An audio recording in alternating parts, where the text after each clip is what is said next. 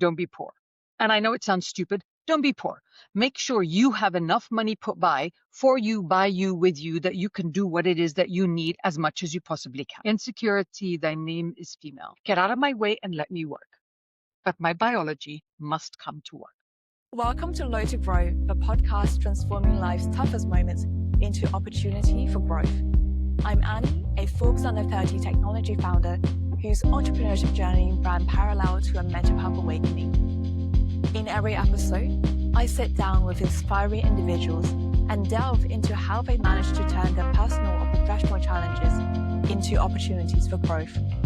If you're facing uncertainty in your life, feeling down, or simply need a kick of inspiration to keep moving forward, this is your space for the honest and uplifting conversations that you will want to hear.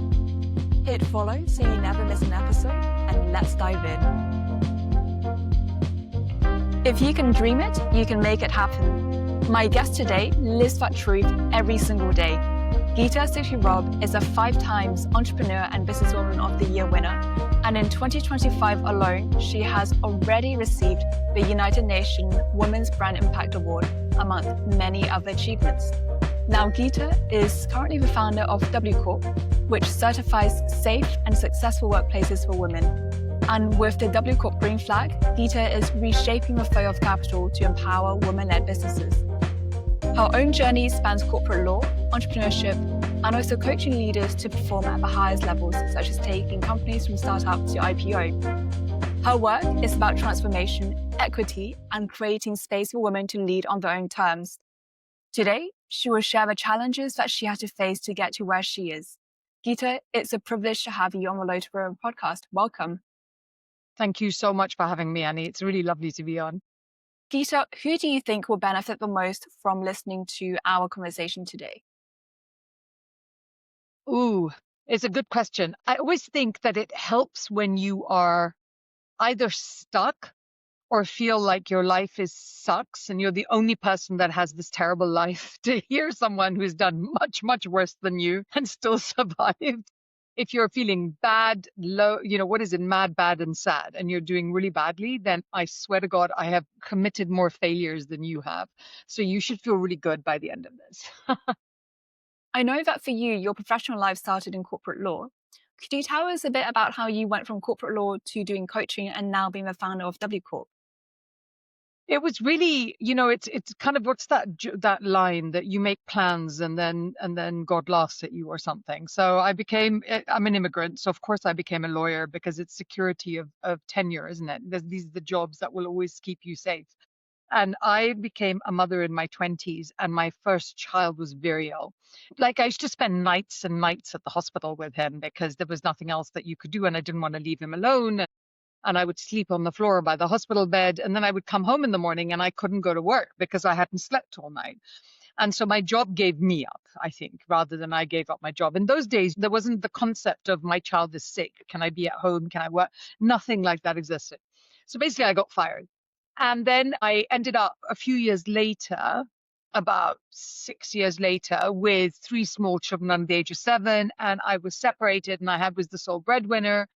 And so I had to find a way to make money while being at home. When you think about it now, it's a very different landscape. I'm talking about in the early 2000s, early 2000s, 2006, 7, 8. It was a very different environment. And you just didn't do this because nobody built a serious business from home. And I was trying to fund 3 children and put them through school and pay for the bills. And my bills were so high. They were so high. And I remember always, I had this accounting book. And I remember the first month I made £1,000. I have no idea. I mean, like, I couldn't survive on that. And then I remember the next month I kind of made 1,200. But then the month after that, I made 2,000. Then it became 3, and it grew very quickly. But I basically became an entrepreneur in order to make money. And so part of my entrepreneurship journey was setting up a company called Nosh Detox, which was a massive health and wellness business, and it changed the face of health and wellness in the United Kingdom. We were the first home delivery of juice. We were the first IV drips on the high street, all of these massive firsts. And as a result of that, I worked with around 21,000 women.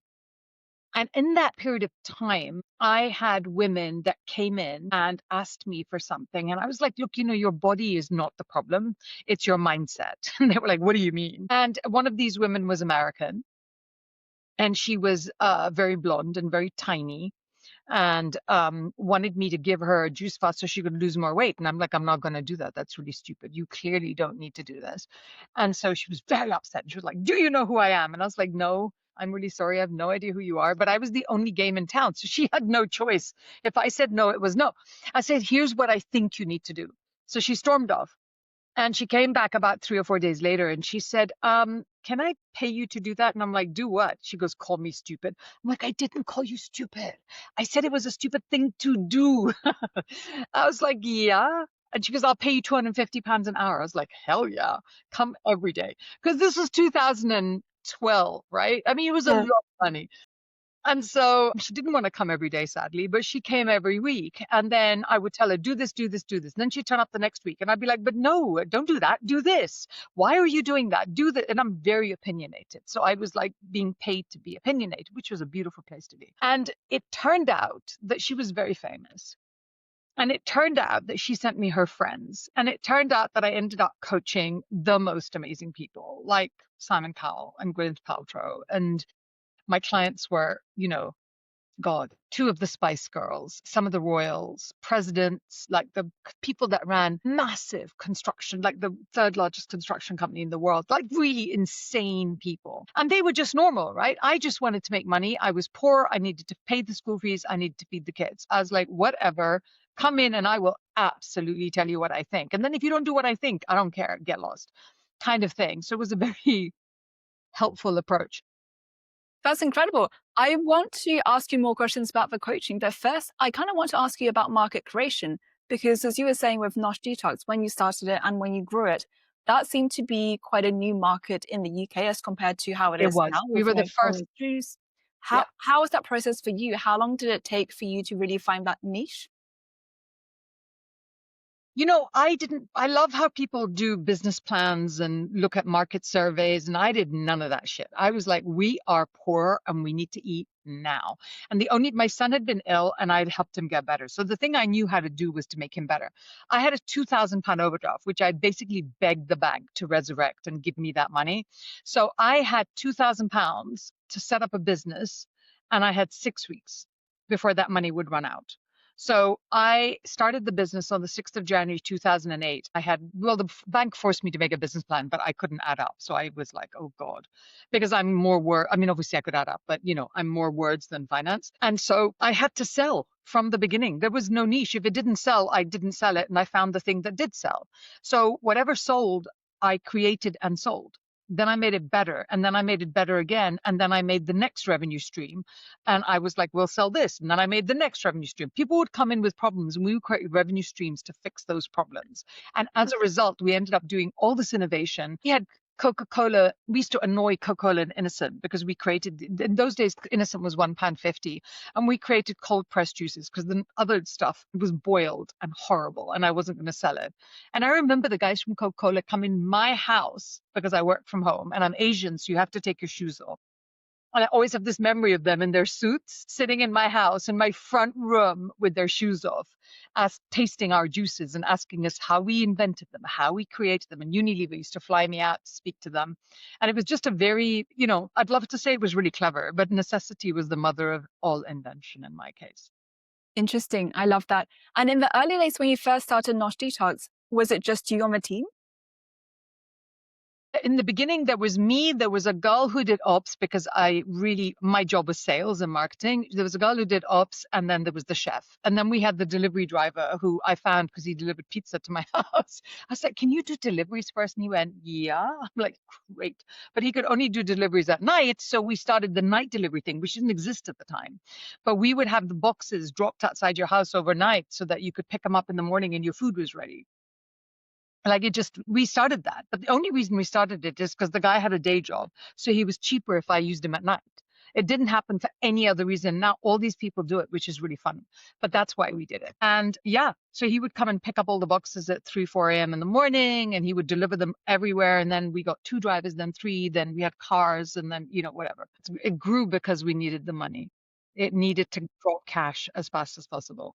And I also love how through your first business, you then almost fell into, well, your coaching clients fell into your shop. And from there, you kind of discovered this flair that you have for coaching. And I've been looking through your profile, and it's pretty impressive who you have had as clients. Can I ask, for all the clients that you have seen, you know, they are really influential people in entertainment, in media, etc., etc. Do they have any common challenges that they come to you for? Yeah, and thank you very much. You know, it's been a lot of fun. It's a job I love so much. I absolutely love it. And then and then from that, some of the women and also people that I'm so proud of are CEOs of really big fintechs. Like Sam Smith is still Mhm. my coaching client today. And we took Sam, she came in at around 10, 15 million, and it took us 7 years, I think, to take Sam through an IPO, and she exited at 52 million. And she actually wrote my coaching salary into her exit contract, which I just was like, I Wow. love that. Yeah, you know, I was like, oh my God. And she doesn't even tell you this stuff. She just is like by the by in passing. And I'm like, oh my God. The reason I'm bringing that up is because that is a CEO, and then you have the other person is a famous person, and then the other person is running a country, and the other, like this weekend, I was coaching a Formula One race driver. For me, where I speak to is the difference between self-confidence and self-esteem, because self-confidence is the thing you're really good at. It's what you do at work. It's what you do externally. But self-esteem is how you feel about yourself every day. And so that's where I work. I work in the space between those two, because the more you help people to align who you are inside yourself and what you do, the more successful you are, the happier you are, the more money you make, everything works better. Geeta, you're obviously a really successful woman with, in my opinion, high self confidence and also high self esteem. How did you develop that? Was that something that you've always had, or did you have to nurture that for yourself? I mean, I don't know. I grew up in like a small town with 3 streets or something. So I've always been kind of a bit of an introvert, but being forced to develop an infrastructure that gave me the money to support my children developed a version of me that I had to come out of. So I had to develop that self-confidence. Like, I'm very good on TV, and I'm fairly good on stage, but those were by absolutely every time for about a year and a half, every time I was on TV, I would look at the tapes, and then I'd be like, oh my God. And then that's how I started to wear makeup, because I never wore makeup. And I saw my face with a big screen and no makeup. I'm like, we're not going to do that again. So I would learn from every single thing and then do it better every single time. And then when I try to get better at speaking, I said yes to every speaking gig. It didn't matter if it was one person or 7,000 people, and I screwed up. I forgot my words. I said stupid things. I was embarrassed. I was ashamed. I cried, and then I got better and better and better and better. I'm a really hard worker, so I just got better at it because I worked hard. But self-esteem is very different to that. For me, when I ended up with 3 small children and I had to pay their bills, I felt very powerless, and I felt weak, and I felt helpless. And the easiest thing to do would have been to hook up with somebody with money, or marry someone with money, or get taken care of. And I never wanted to sell my body with what I was doing. And it's a very conscious decision you have to make, because you can slide into this when you're desperate and scared and you have £7 in the bank and you have 3 children that have to eat food tomorrow, and you don't know how to give them that money. You don't have money to buy the food. You really have to have a lot of courage to say no to the easiest thing, because it's the most dangerous thing. So I decided that I was going to sell my mind, and and so my mind needed resilience Mhm. to be able to be sold on a day-to-day basis. I needed to believe in myself, and I wanted to become the most powerful person that I could become, because I spent so much time around very, very successful, very famous people, and not all of them are powerful. So I had to learn the distinction very early on. And I work very, very hard every day to be a very powerful version of myself. And I'm one of the most powerful people I know. And I really like that about myself. And I keep that as balanced as I can. And it is not relevant how much money I have or anything else that I'm doing. That's just stays, it's a kind of a quieter place to be. Question: what does power mean to you? Power for me means, what is that word? It means the freedom to choose. It's that sense of being aligned. My inside and my outside are very aligned. I'm always like this. I'm like this if you're on camera, and I'm like this if you're in my house. I'm never going to be anybody different. I still swear, and I'm still irrelevant, and I'm still intense, and I'm still, I'm just like this all the time. So that's very clear. For me, there's a wonderful balance in that. Like when people are like that, I really appreciate it. I don't have to guess who the hell you are. I just know who you are. When you can be yourself at all times, that is a huge sense of power and freedom. Have there been times where you felt out of alignment with yourself? And the reason why I ask is because I think for myself and a lot of my peers who are, in their 20s/30s, a lot of pivots in careers happen then, or maybe a lot of choices. So, for example, do I go back to work after having children? That's something that one of my friends is facing at the moment. From my read, those are the critical points where a woman could fall out of alignment with herself. I screwed up so many times, Annie. I started to make speeches about how often I screwed up. That's how much I screwed up, just so that we're all completely clear here.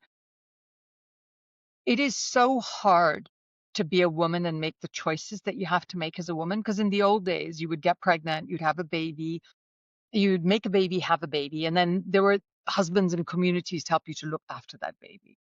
In these days, you kind of get pregnant, make a baby, have a baby, and then you have to pay the baby's bills. And that's a very hard place to be because our mothers did not live the lives we live, and I would not live the life you would live, right? So it's very important to, whatever decision you're going to make, don't be poor. And I know it sounds stupid. Don't be poor.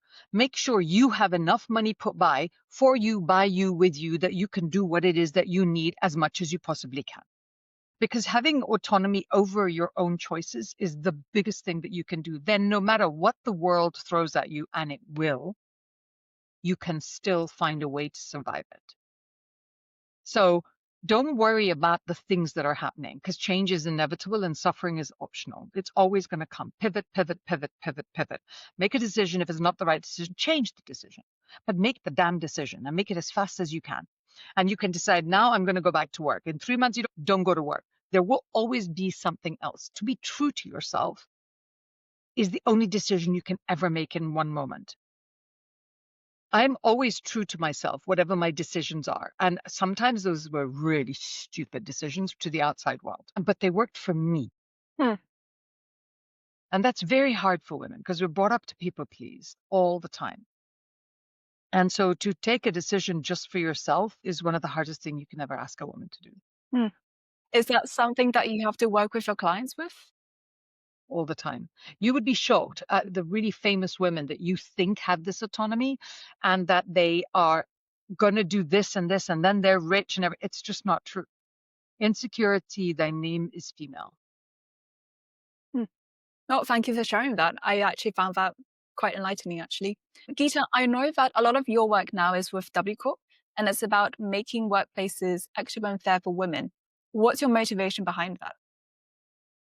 My motivation is that women often struggle in life, particularly after having babies, where they get stuck because we're economically less comfortable. So we have less power, we have less voice, and normal really screws us up. Let's just assume the word normal, every time you hear it, means rich white man. Let's just assume that. Because every time someone says, but that's normal, just think, oh, that's rich white man. And then you don't get hung up on not being normal, or not having normal, or not being able to do normal. Because once you dismiss normal as being rich white man, everything else is woman. It just is. And that's how it works. So I was like, this is really stupid. Every time we go to work, we can't be women at work. Why? Because we cannot bring our biology to work.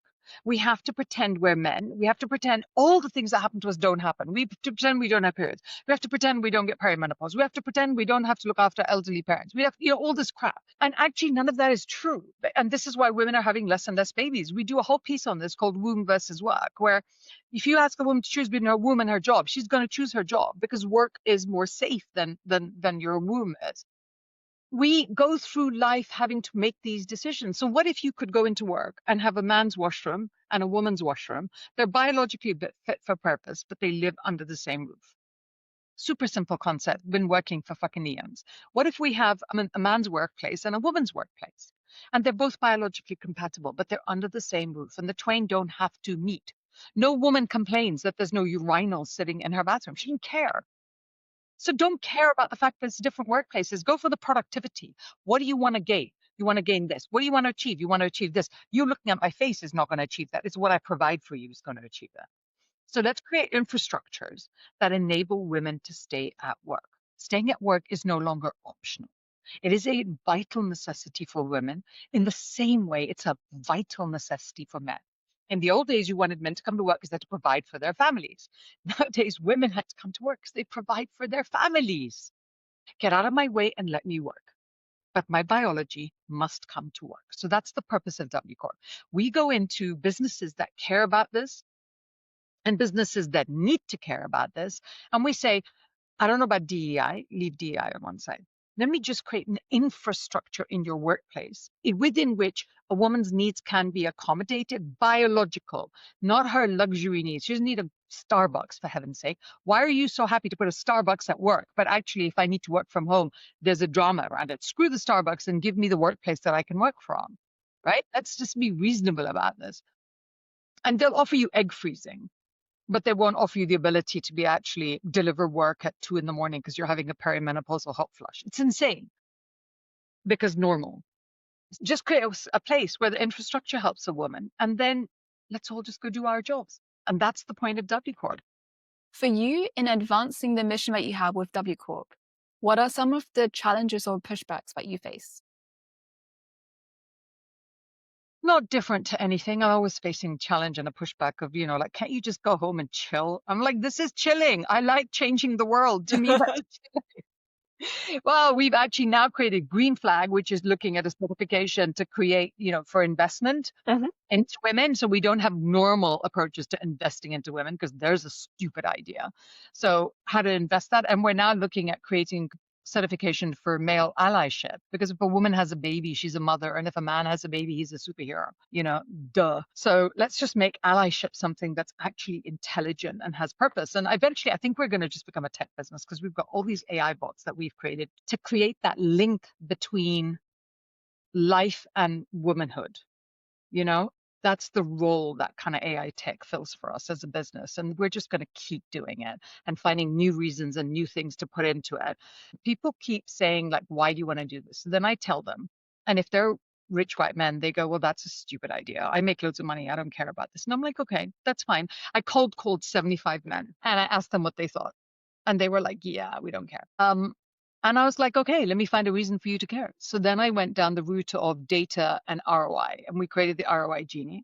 And what the ROI Genie it does is it tells you how much more money you will make if you have diversity of thought with a small d. And we're like, don't care about the women, just care about everything else. And they were like, oh, okay. So then we went from the chief, what do you call it, HR, into the chief revenue officers, which is where I want it to be, because I want people to think of this as a reason to make more money, not to help anyone else. I just think that if you don't look at this as helping women, because who really needs you to help us? Get out of our face. But if you look at this as a way of being more efficient, making more money, having it as a capitalist approach to life, then I'm a very happy woman, because that's what this is. I want you all to make more money. And we just think this is a better way for you to do it. Okay, interesting. Quite curious. In what ways are you using AI tools within WCorp? Oh my God, we live on them. We use them everywhere. And it's really funny because my team's all like 10 years old and I'm the one pushing AI at them. And they're just like, oh my God, you're old. Can you not look at this? I'm like, I love this stuff because I'm a geek. What's your favorite AI tool at the moment? I could not tell you that because we amalgamate so many and we taught them all to do what we want them to do, and so we are really, we use everything from your basic ChatGPT, which we tweaked so much, through to the app that creates our certifications are created through AI as well. But, and we built the tech. It's all open source tech, but we built the tech for it to give us what information we want. And then we use it to extract data and put it there so that we get the information for what we need. We use it everything. I use it for social media. I use it for everything. If there's a way to use it, I will absolutely use it. In the same way, when we have CRMs, CRMs, I used to use CRMs like this in the old days because they're so binary. They're just 0, 1, 0. You can get them to do whatever you want. And to me, that's what AI is. It just does whatever you need it to do. But it's very racist and misogynistic. So you have to teach it not to be.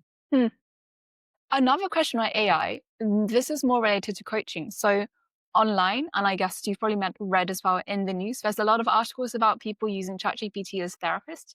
Now, I know that you're not a therapist and you coach.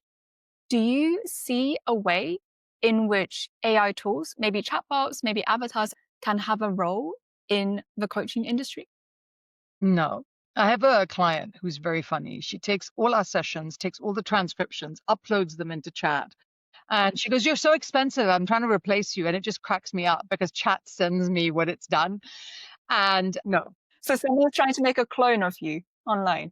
Well, yeah. And I just like everyone offers to make a clone. And I'm just like, "Oh, no, thank you." And then one of my children was laughing. They're like, "You're on so much. There's so much of you out there. Anyone could clone you." And I'm like, maybe, but it just doesn't work because I listen to the advice that it gives. And it's not, you're never going to be able to clone well enough strategic interpersonal communication and thought. There's a million coaches out there, even without AI. The difference in skill between them and me is the ability I have to be able to hear what you're saying, to see you, and to distinctly go to the core of the problem that you're having. Now, it is a very big struggle for AI to do that on a person by person by person basis. It tends to naturally be more generic than strategic. So I use it for its skills and I enjoy that. But no, I don't really feel like, oh God, this sounds terrible. I don't really ever feel like I'm currently replaceable by AI. I love that. And I absolutely respect that as well. Have you ever worked with a coach yourself in your life? All the time. No, I'm a huge fan of coaching. I first started coaching, which I didn't know what it was, in 2010, when there was this amazing man called Jay Abraham, who's literally the father of modern marketing. And he was holding a 14-month coaching program in Los Angeles. And it was 20,000 pounds those days. I did not know how to afford this at all. And I remember a woman coming to me and going, "I've always wanted to invest in your business. Can I invest and then give you the money to pay for this coaching?" And I was like, "Oh my God, yes." So I took on my first investor like that. And I had all these clients in Beverly Hills and Bel Air and all this. So I would go and coach all these people, do my sessions with him, and then fly back in 2 days. It was terrible. I was literally there for 48 hours because the babies were so small. And that was my first instance. That was life changing. I became a phenomenal marketer because of this man. Then the next coach I got was a woman because he was very masculine and I wanted a female kind of approach in terms of branding and everything. So she was amazing. And I always have coaches. Always, always, always have coaches. Why not use a shortcut to get to where you're going? But I do it slightly differently. For me, I'm like, what's my problem? I'm stuck here. You've done this. You tell me how to do it and I give you money for that. And then I go from here to here. Deal. Next. I don't even think about it. That's a very good problem solving approach.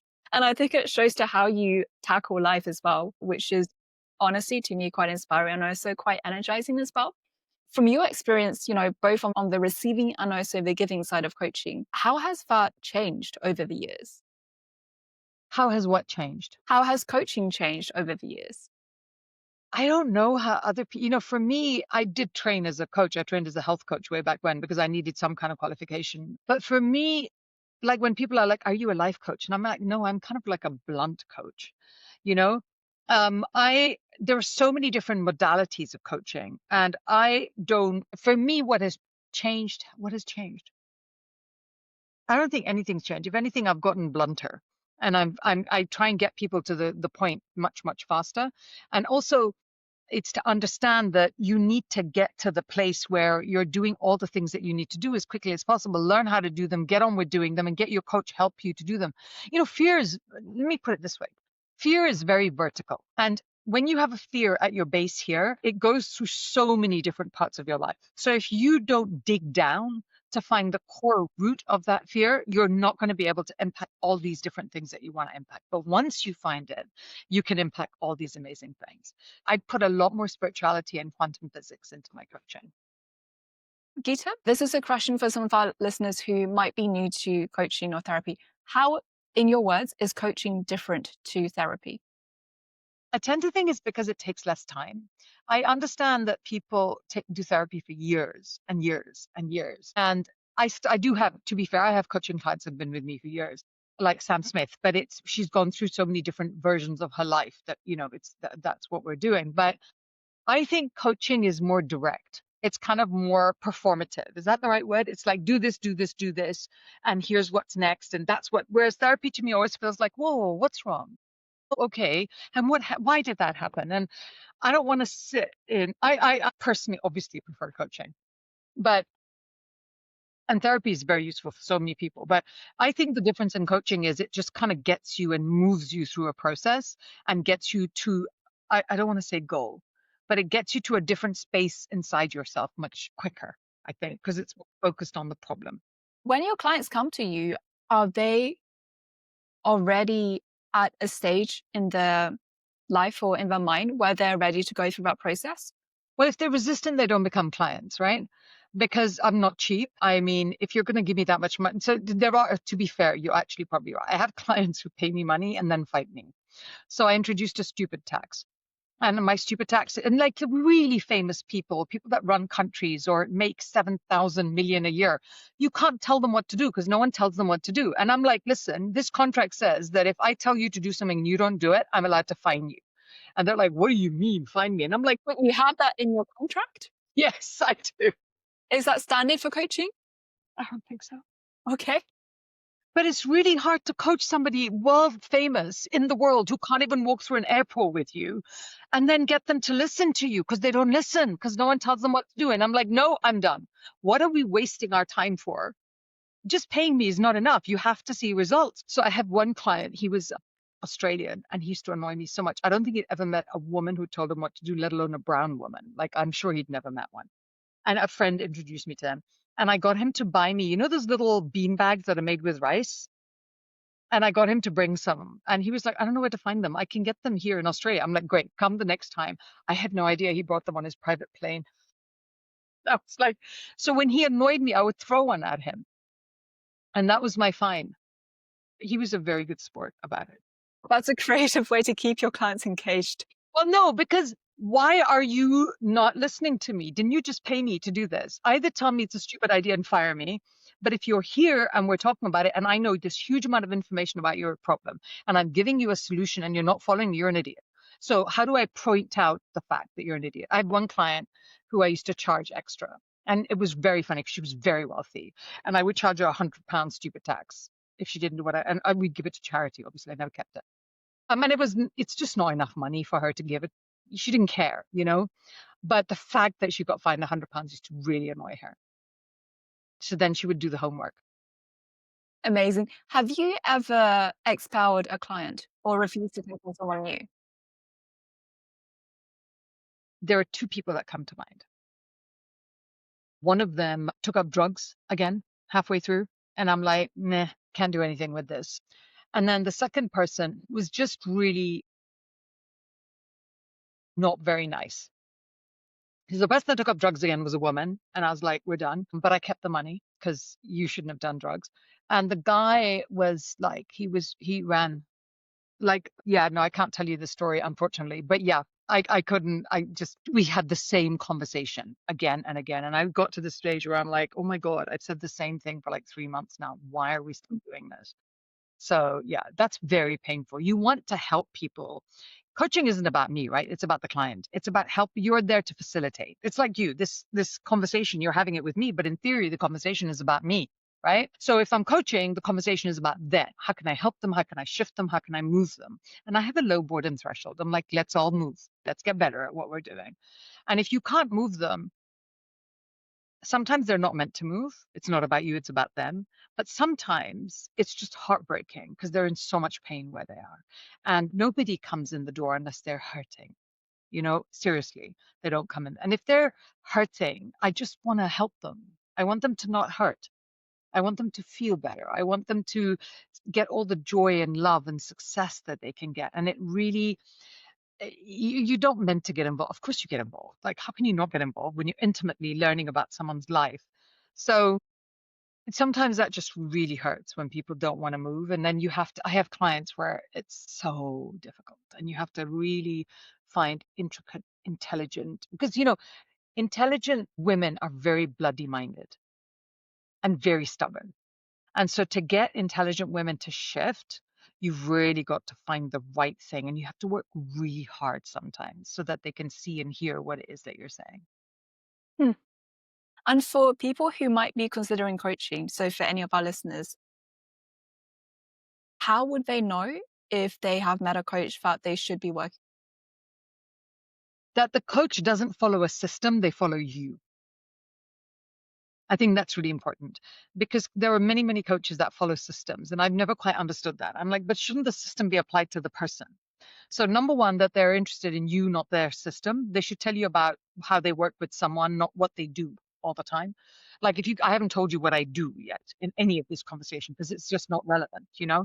And then the second thing is, do you like them, right? Because if you don't like them, you're just not going to enjoy having them know all this private stuff about you, and you're not going to tell them. You need to enjoy and like them. I get on quite well with my clients. They're not my friends, but we get on well. Mhm.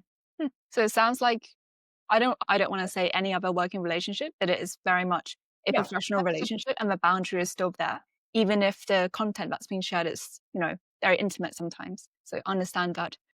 For you, because I know you balance a lot of things, do you ever feel overwhelmed?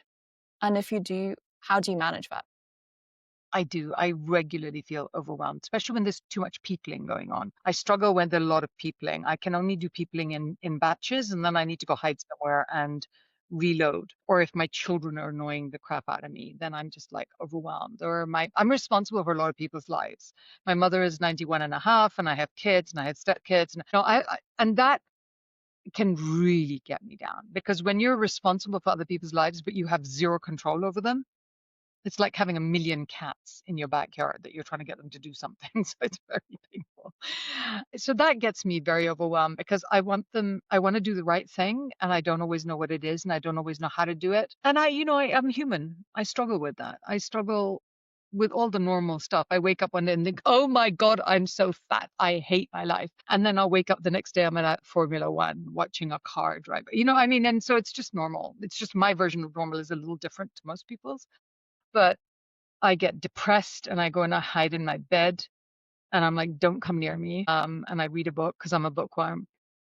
And then I feel like a failure and I feel like I'm never going to do anything. And then I'm thinking, "Oh, that's actually not true." So I allow myself to kind of wallow for an hour or two. And then I'm like, okay, smack myself upside the head and I carry on. When my mother went into hospital last year because she broke her something, that was one of the worst times in recent memory for me because she was there for like 3.5, 4 weeks. And it was the time I was traveling the most for work and I was booked to speaking gigs. And the people in the hospital were like, oh, so when you go on holiday, and I'm like, do you have to be a bitch to me? Right? You're a woman, I'm a woman. We're all trying to do the same thing here. And Mm. I cannot do anything but what I do to put money on the table. This is what I have to do. And women get given a very bad rap for this stuff. Like if there was a man there who's going on a trip, you'd assume it was a business trip. You would never tell a man, but when you go on holiday, Mm. so you get a lot of these things just make me feel bad and they make me feel sad. And then you don't last there for long. Then you come out of it and you keep going. I generally think I'm very lucky. But yeah, I'm actually really happy to hear you share all of that because I think that's something that everyone and myself included go through. But I think to hear it from someone like you who have so many things on their plate and has achieved so much and is so self-driven, that's just really refreshing. For me, it gives me permission to feel down when I do feel down. Geeta, I know that you've seen and worked with a lot of different professionals at various stages of their careers.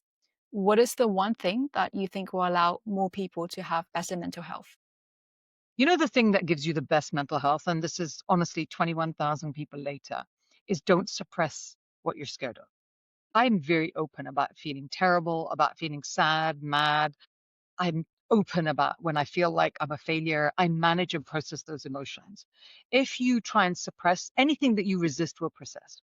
So if you go through life managing these emotions, you're screwed and you will feel terrible. Whereas if you go through life being able to go, God, I feel terrible. I'm such a failure. Oh my God, and manage those things. Firstly, that's very good. Secondly, I eat like 1% of the world. I'm the most picky about how I eat, what I eat, the quality of the food, because anything you put in your mouth is going to affect how you think. So when someone says I live on processed food at McDonald's and comes in and goes, I feel bad, I'm like, no, really? There's a shock. Like if you're not feeding your body nutrients, don't come and talk to me because that's stupid. Get healthy, unprocessed food and make it. It's not only cheaper, but it's better for you, The third thing is movement. Move every day. Like my poor 91.5-year-old mother is made to go for a walk every day. She's You go with her? No, the carer doesn't. But yeah, when I see her, obviously. But yeah, they were like, I'll sit at home. I'm like, do not sit at home. Up you go. Out. She does yoga. She works out every day. Move. Geeta, thank you so much for sharing your insights on the Low to Grow podcast. It was a pleasure having you. Oh, thank you so much, Annie. Really appreciate you letting me come on. That's a wrap for today's episode of the Low to Grow podcast. If it resonated with you, leave a review and hit follow to help more people to find important conversations. Keep growing and see you next time.